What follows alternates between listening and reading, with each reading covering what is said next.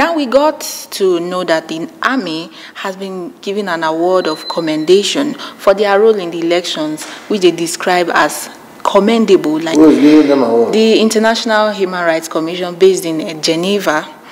And the army has actually come out to say that it was because they were part of the electoral process. That was why the elections went free and fair, was smooth. You see, anybody who tells you there was free, fair, and credible election in 2019 is just being economical with the truth, and it's so unfortunate. Anytime we are not just participants; we're on the field in our own localities, and we have seen reports across the country. I want to commend the EU, for being so bold in its reportage of what happened.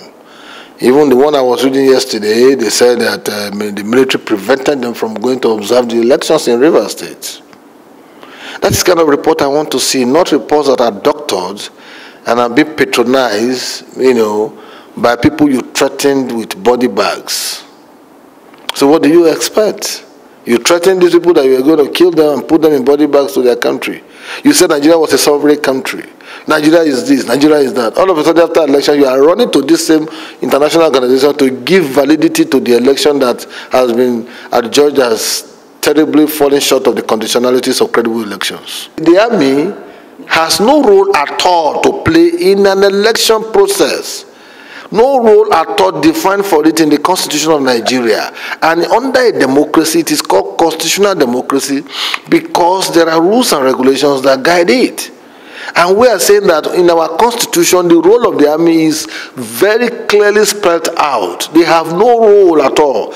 Under a democracy, the police should be given the right to provide security to lives and property and ensure that there is law and order that will make people to come out freely and express their franchise.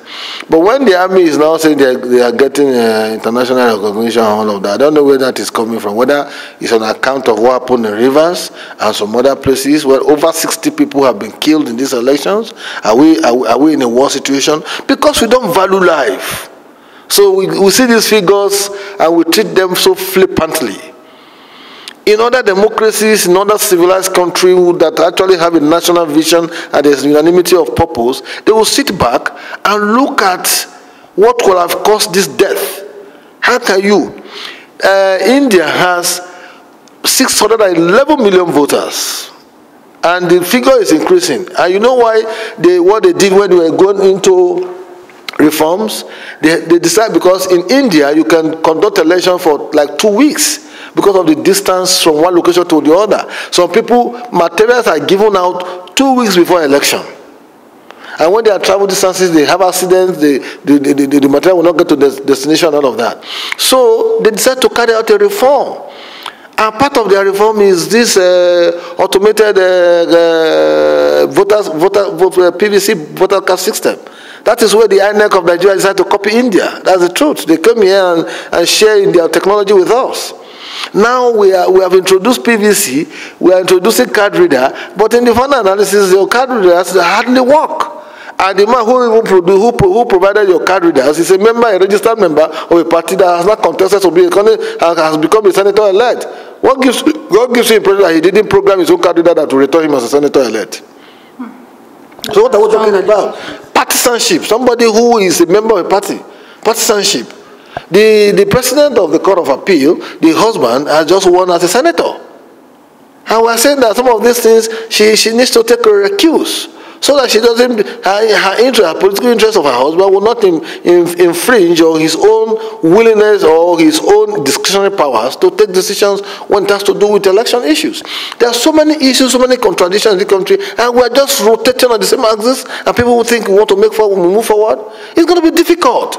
We need to be honest about all of this. And after all of this, with all this very sham process, leaders will now emerge and they will be gallivanting on the street and on the podium, and they will tell you that they are your leaders. When we know the process that brought them up. Is that how to move forward? Is that the kind of world we are talking about in this contemporary 21st century world? No. We must take a decisive action.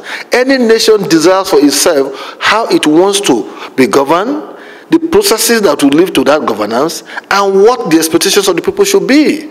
Where do we want to be in the 21st century world? Do we want to be detained by the inanities and bestialities of a process that has remained so ridiculously abused?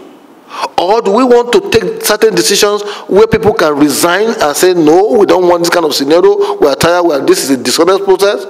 Why do you think Nigerians are celebrating the Commissioner of Police in Kano, Wakil? His name has been going around the entire social media. It's gone viral, his video. Because people are attested to the fact that he's a honest man. He refused to collect money. And now that a winner has already emerged, you said that there has to be another rerun. What's all of this? And yet you want people to celebrate and respect the product of such an election. As far as we are concerned, until we dispense with the outcome of our tribunal case, we will not recognize the winner or so-called winner of the 2019 presidential elections. We have said it categorically. We have given marching order to our members across the state, those who are elected in different areas, and we want them to abide by that until we dispense with the case, because election and electioneering is a continuous process.